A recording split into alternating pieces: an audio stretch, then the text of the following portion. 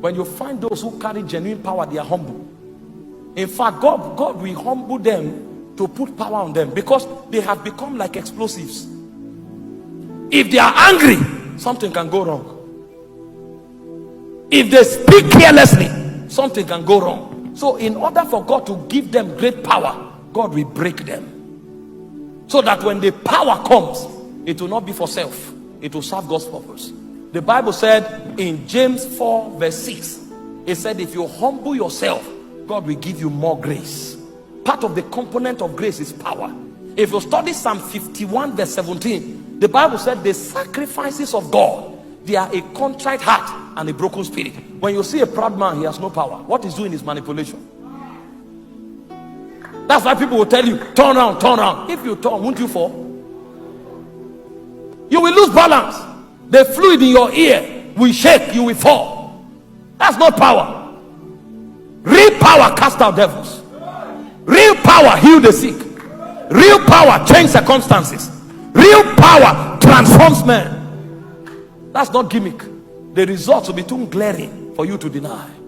But the men who carry real power, they are broken. See, some of you will leave this conference, God will start teaching you the way of brokenness. Somebody will offend you, you'll be waiting for the person to say sorry. God will tell you, go and apologize. You will die. You will ignore it when you go to pray. The moment you go high, the picture of the person will now come. Apologize. That's why Jesus said, if you take an offering to an altar and your friend has an ought against you, he didn't say you have against the person, because you don't have the right to have. He said if the person has an ought against you, he said leave your sacrifice, because to obey is better than sacrifice. He said go and make peace before you come and give sacrifice. Some of us can't see power because we are praying in capital letter tongues with arrogance and pride, with malice and bitterness. And so at the end of the day, we become prayer champions that are without power. And that's why the trophy of prayer in our generation is sweat. When people finish praying, they snap them and they stand like this. The whole suit is wet and they are walking. Meanwhile, those who came with headache, they still had headache. Those who came with tumor still had tumor. Those who are smokers are still smokers. We are making a mess of ourselves.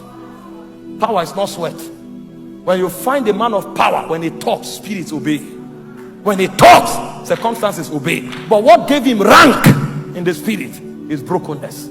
They will tell you the schools that God took them through. Many times they made peace by begging for what they should be begged, because God wanted to break them. When you are now broken, the crack in your soul becomes the channel through which the power of God seeps out. So when you talk, heavens know, because you have been tampered. You can be entrusted with dimensions of God. It doesn't just begin and end with revelation. It doesn't just begin and end with hunger. There are consecrations of power. Ask our fathers, they will tell you. Why do you think the older they get, the humbler they become? They become gentle. Go and check their videos when they were young. They were like me. They would tear everywhere open. But they now discover it's better not to make mistakes, because if you make mistakes, you pay for it. So they don't talk quick, because they may say something that they'll need to come and say sorry. The Holy Ghost won't let them rest. So instead of talking, they will count their words.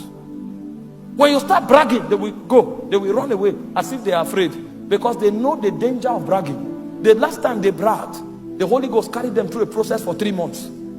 They didn't see some things again until they were further broken. So now, if you brag, they will clap. Well done. They will walk away as if they have nothing, because they want to keep what they have with God.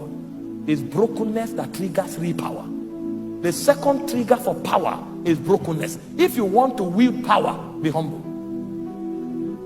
Say, humble yourself under the mighty hand of God. In due course, He will lift you up. Some of us, we can't even hold ourselves. The moment we see people, we start walking like this. God is not saying anything, we stand like this, as if an angel is nodding us. And that pride, God despises it. That's why power does not flow. Thank you for watching our video today. Please do it to follow our page for more. Thank you once more. Stay blessed.